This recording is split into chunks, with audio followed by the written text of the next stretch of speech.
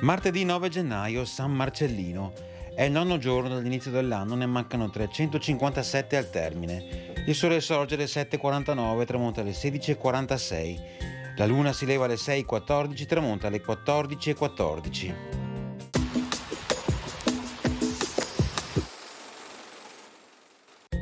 Il Senato accorda ai savi ed esecutori alle acque di poter spendere 1.000 ducati da usare nella costruzione di una fondamenta di pietra viva intorno alla località chiamata il Bersaglio a Sant'Alvise, in Cannaregio.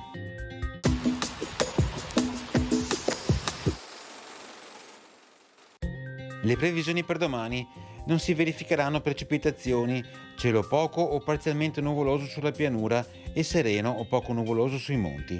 Temperature in calo.